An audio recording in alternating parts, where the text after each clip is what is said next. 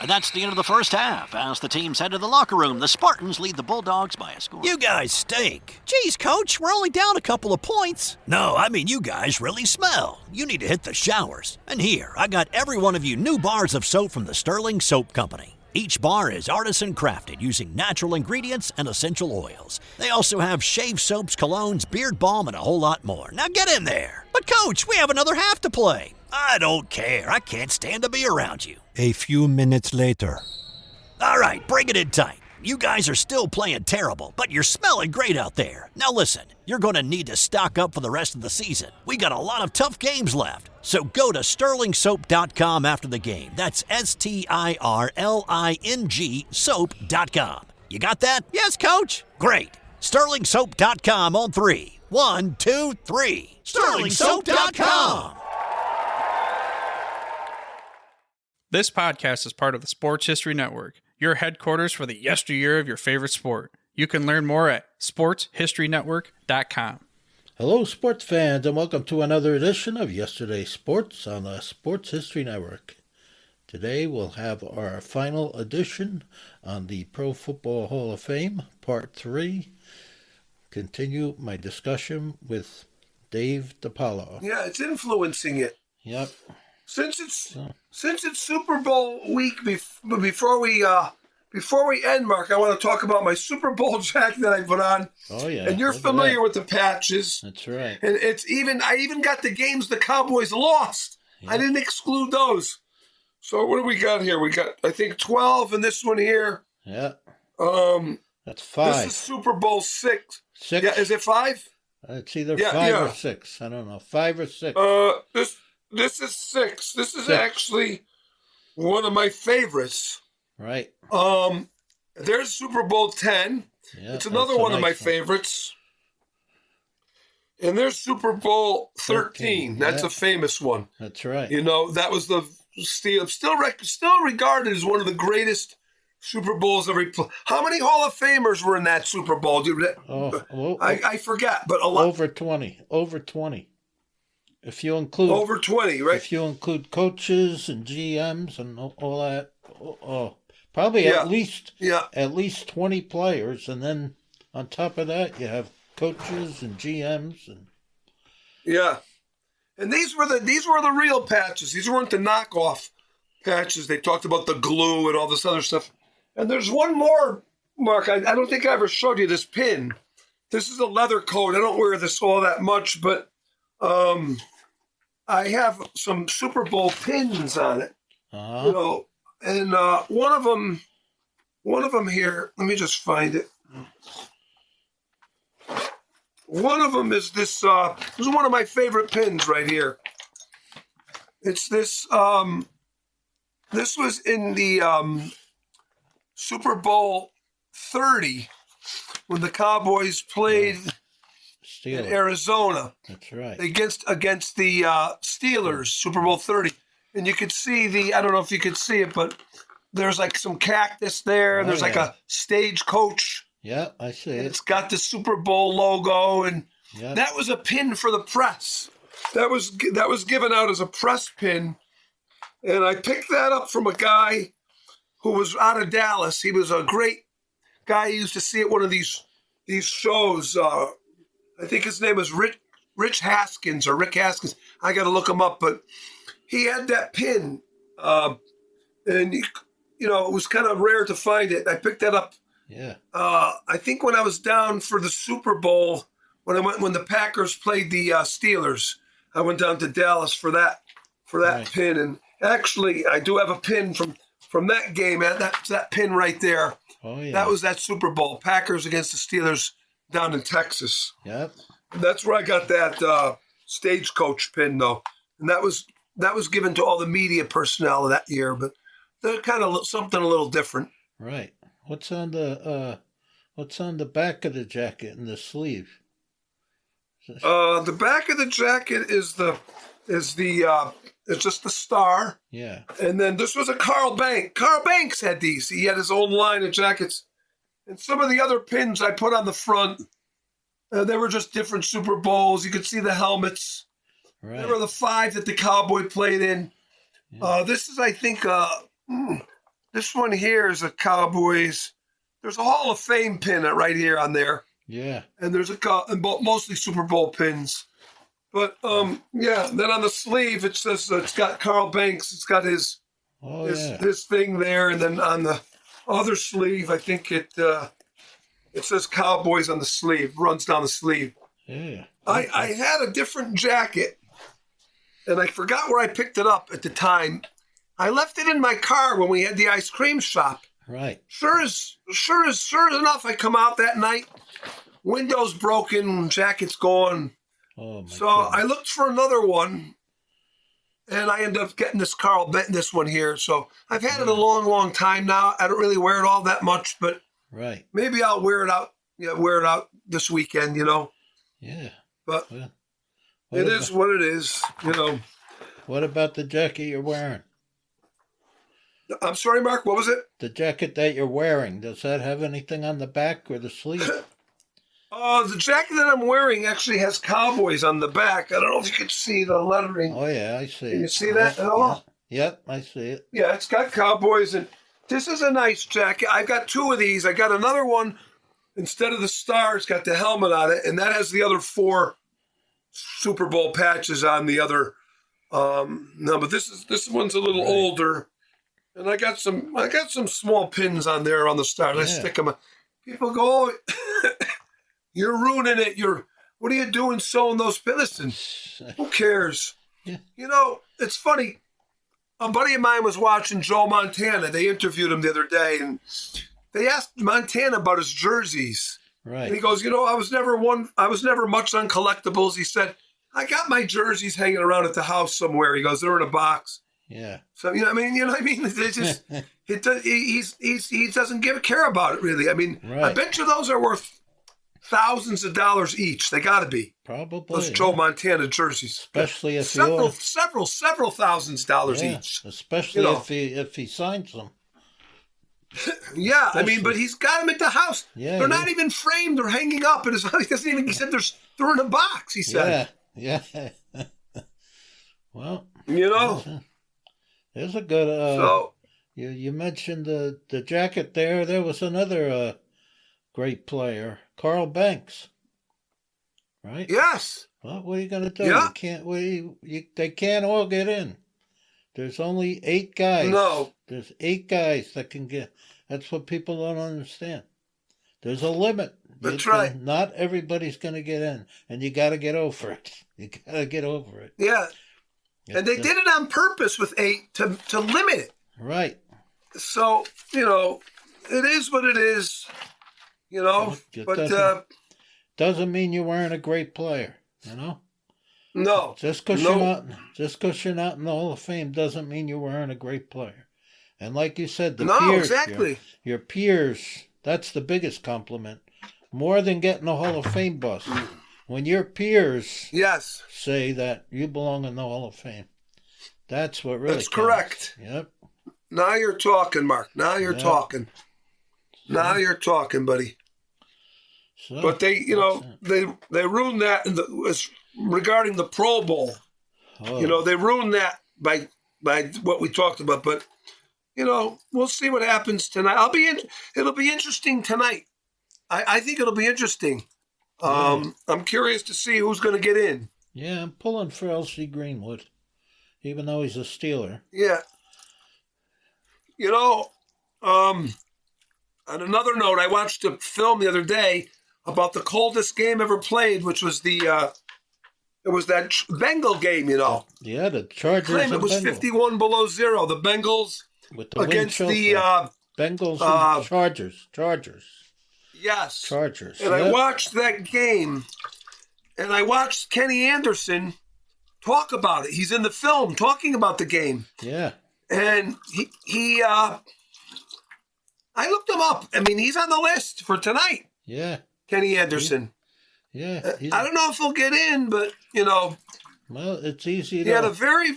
Easy to overlook him, too, because look at how many other great quarterbacks were playing at the time. Yeah, no, listen, that's another concept about Mark. Yeah. That's a whole nother feature, you know what I mean? Right.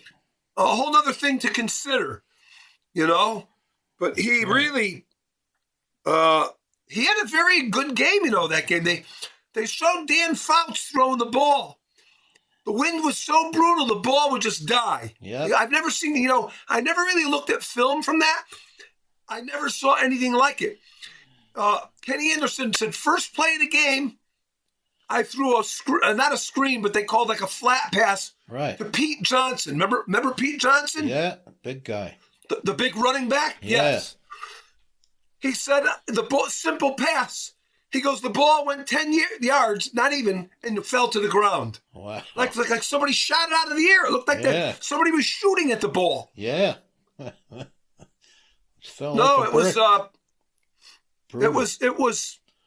was not as cold. It was -1, I think. But the minus chill was 51, which is colder than the ice game, which was -13. Well, Lily says it was closer to -20 by the end of the game. Yeah, it got colder as the game went on. Yep. But they didn't have to contend with the ice. Right. The field up there in Cincinnati was pretty, but they had Jim Breach talk. They had, if you see, I'll send that to you. Yeah. It was a 24-minute video episode. It was good. Yeah. And Kenny Anderson talks, and there's a few other guys talking, and I don't think anybody from the Chargers talks. Anthony Munoz talks. Right. And I remember that. You remember watching that game? Oh, yeah. It was brutal. That was brutal conditions. And I remember a lot of the guys said that their cars wouldn't start. They talk about it in there. Yeah, they went to get in their car to drive to the facility, and a lot of them, their cars wouldn't start. I think they had to take a bus or something. Chris Collinsworth was talking about it. Uh-huh. He was a rookie. Was he a rookie that year? I think he was. Yeah. Yep. Yeah, he was. Yeah, I remember my buddy Rick Hubbard, who's he loves talking old football. Yeah. Loves talking old football.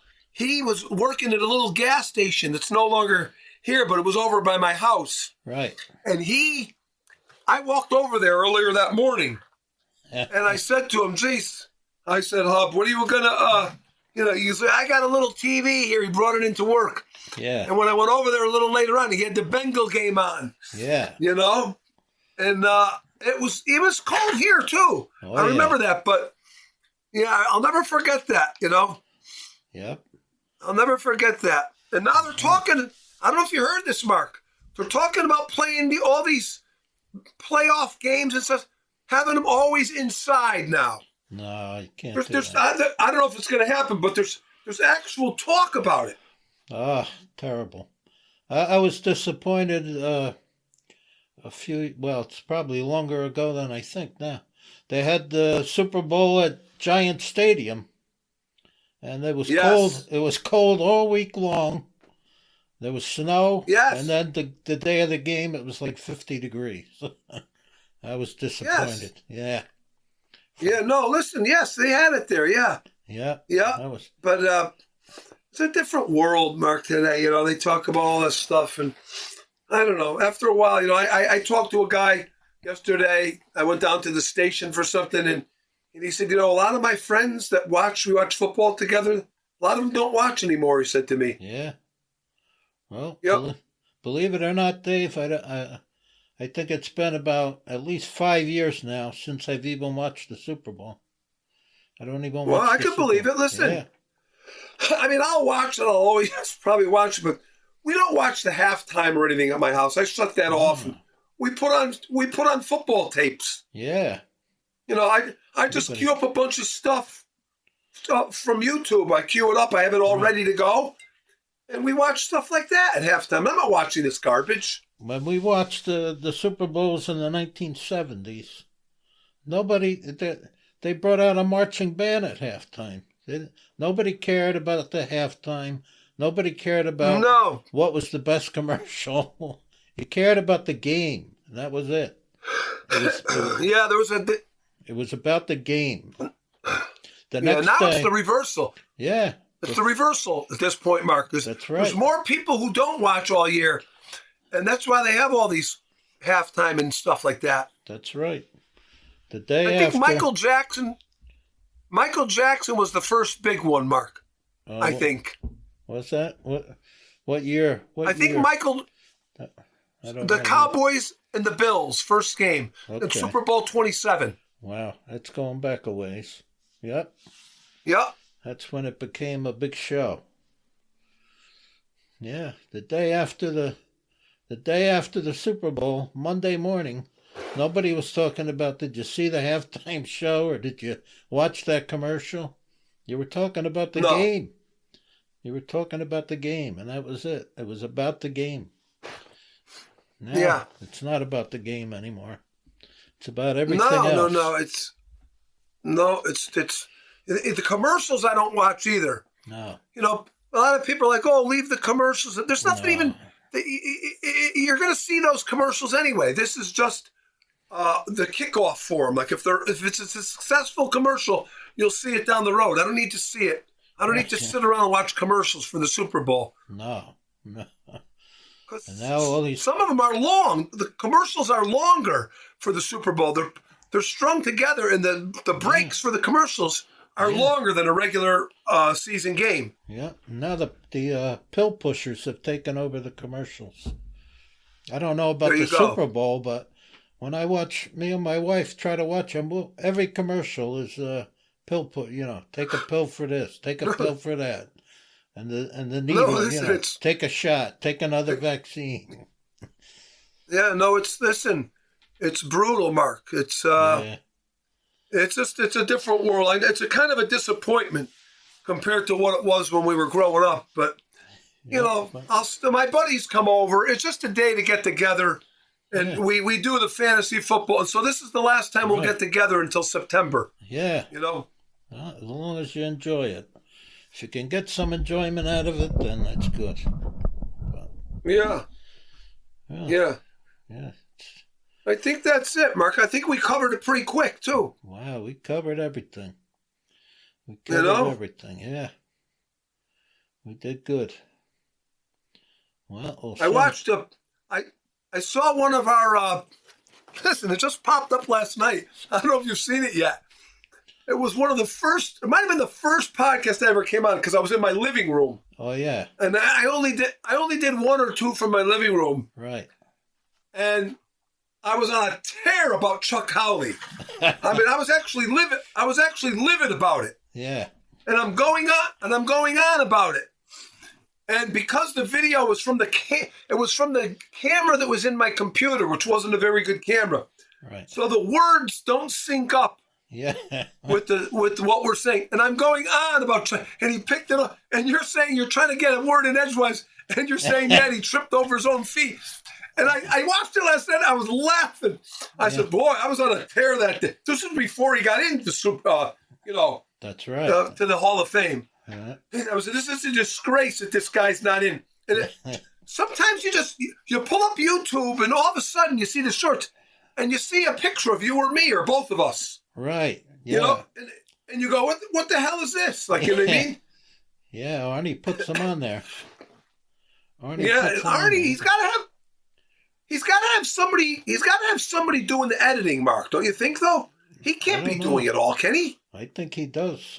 He does most of it. I don't know if he does it all, but he does a lot of it. I don't know. Really? He knows. Listen, that's very time consuming, Mark. We'd never be able to do this if it wasn't for Arnie.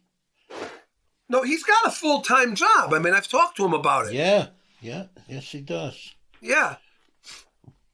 He's got a full-time job. But listen, to edit video, I know a little about video. I was into video years ago. And I had a video camera. I was always into video and taping stuff and editing videotape to make those cuts.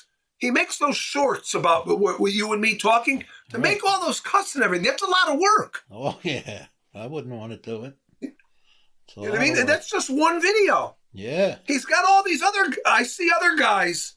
I don't know if are there a lot of other guys besides you and I that have the shorts or no? Yeah, it's growing. There's a lot more guys joining now. It's growing. Seems like a lot.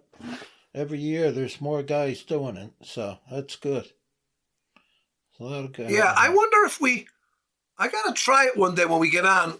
Someday before we get on, if we queued up a clip, if I say I wanted to play something, you wanted to hear it, I bet you if I hit the audio button coming out of this computer, I bet you my microphone would pick it up and I'd say so-and-so and he said this. And if I hit it and it was all queued up, you probably might be able to hear it in our recording, I bet you. Probably, yeah. You know what I mean? Like if I hit yeah, we'll have to try it one day. They had a really good interview with Troy Aikman. And they asked him what he thought the quarterback for the Patriots was thinking because he's so young. He's only in his second year.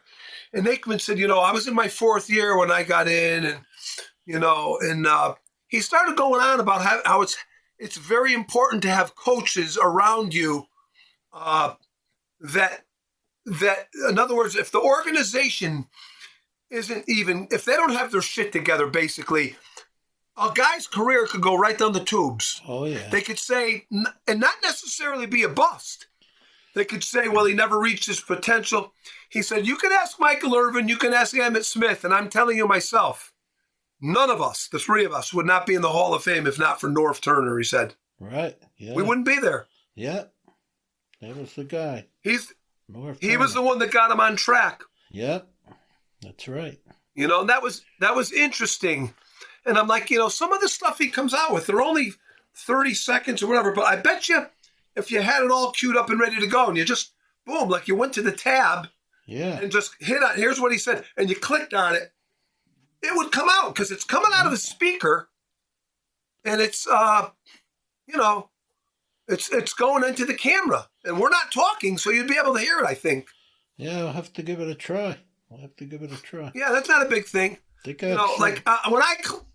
When I click, like today I was looking at some notes and there's a thing on the camera when you log in, it says, do you want to open up a box, like a picture-in-picture? So I could still see me talking to you when I'm looking at the stats and everything.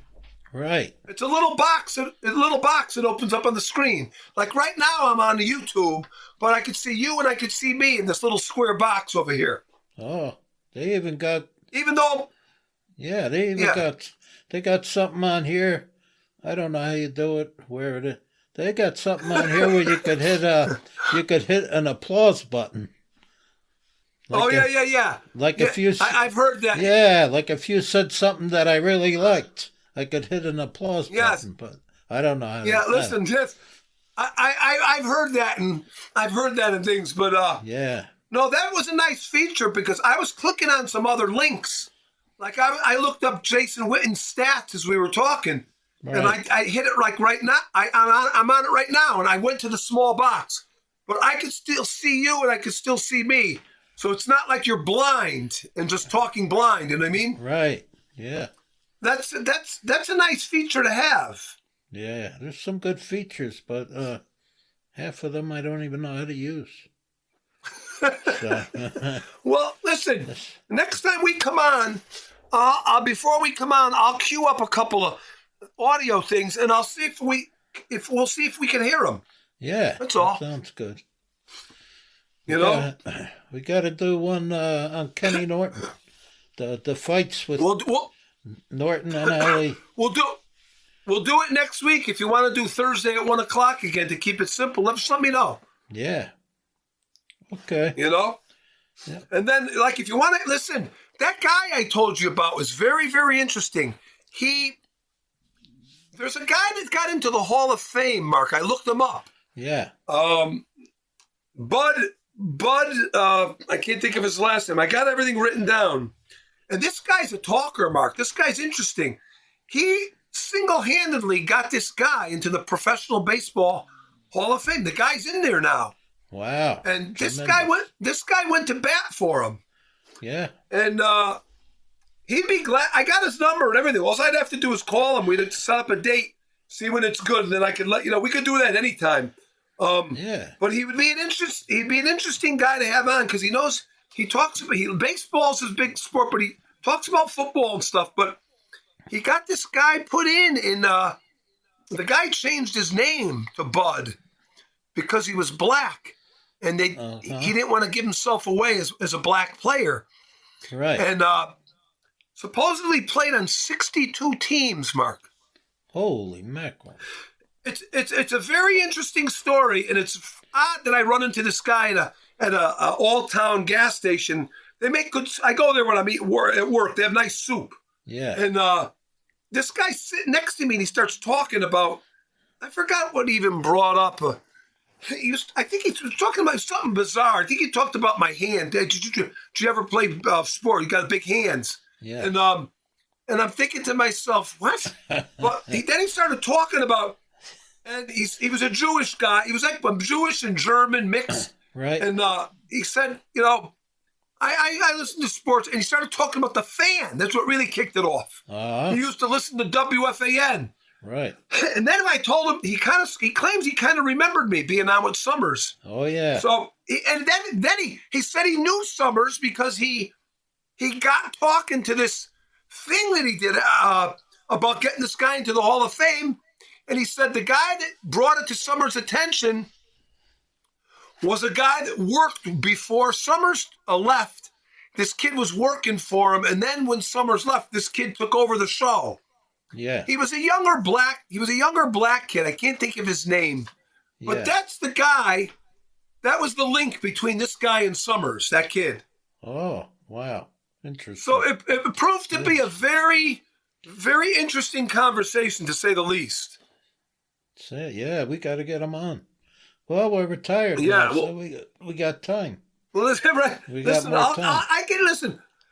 I'll call him and I'll try to set up a date in the near future, and then we'll go from there. But we'll do, if you want to do Kenny Norton next week, just let me know.